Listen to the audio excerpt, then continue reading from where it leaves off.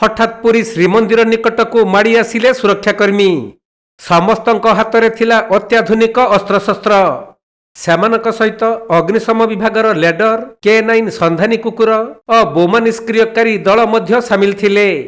ए हेउछि Shrimandir निकटरे होइथिबा operation चक्रव्यूहर दृश्य।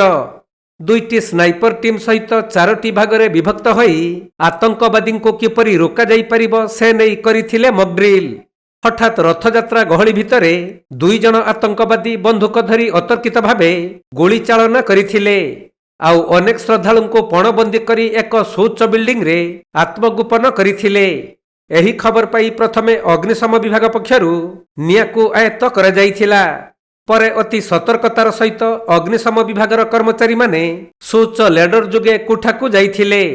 आउ 2टी team रसी सहायतारे छात तले जगी रहितबा बेले सेमानकु बैकअप देबा पई 4टी हिट टीम प्रवेश करिथिले। एहा परे आरंभ होइथिला चैलेंजिंग ऑपरेशन। अत्याधुनिक रोबोट साहाय्य प्रथमे आतंकवादी लोकेशन ठाब करा जाई आतंकवादी कब्जारे थिबा श्रद्धालु को प्रथमे सतर्कतार सहित कमांडो माने उद्धार करिथिले। परे आतंकवादी गोली माड़े आहत होइथिबा पुलिस कर्मचारी को उद्धार करी आम्बुलेंस जुगे हॉस्पिटल पठा जाइथिला। रथयात्रा भिड़े जदि आतंकवादी माने पशि आसंती ताहले सेमानकु किपरि निपात करा जिवो ऑपरेशन चक्रव्यूह माध्यम रे मॉक ड्रिल करी देखाइथिले जवान माने।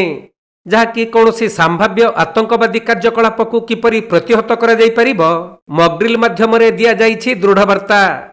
जेमते कि एसटीओ पुरी पुलिस हमर स्वतंत्र सुरक्षा बाहिनी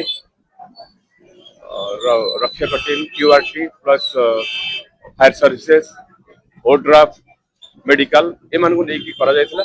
मॉक ड्रिल उद्देश्य थिला हमर निजर प्रिपेयर्डनेस केमती भल भाव हम एवं विभिन्न प्रकार जो एजेंसी अच्छा संगे कोऑर्डिनेशन भल भाव रही लक्ष्य नहीं करा छड़ा ए जनसाधारण को मेसेज जाऊँगी मेसेज दबा चाहूँ जे जदि किसी सेमिति परिस्थिति आसूची कौन प्रकार लोक व्यक्ति जोटी कि सन्देह घर आसुंच कि कौन जिनिस डिटेक्ट कर सन्देह भाव से पुलिस की खबर दिंतु जाफल कि पुलिस कार्य ठीक भाव में एवं जनसाधारण जीवन रक्षा कर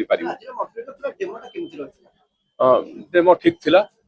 जेमती जोटे भिड़ जगार जेहेतु एटी गोटे मंदिर एवं 100% मॉकड्रिलटा कर जाई पारुनी कारण जेहेतु बहुत भक्त जीवा आसवा करूछन तथापि जो टार्गेट रे आमे रखिथिलु मॉकड्रिल भाव ठीक भाव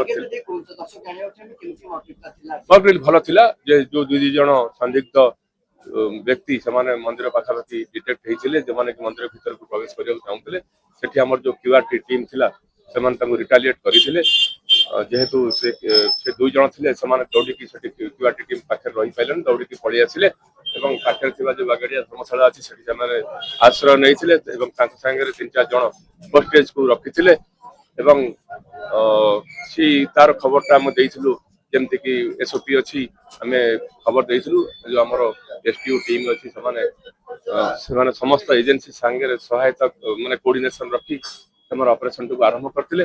ऑपरेशन रे सेमाने जो एनजीओड लोक मान को प्रथमे सेमान को जो आग टारगेटेड लोक अछि जो संदिग्ध लोक 2 जन थिले सस्पेक्टेड टेररिस्ट सेमान को सेमाने न्यूट्रलाइज करिथिले सेमान को तळु पानिथिले ता छडा जो माने हॉस्टेज हेथिले जो लोक माने ताको इवैक्यूएशन करी मेडिकल को पठेथिले।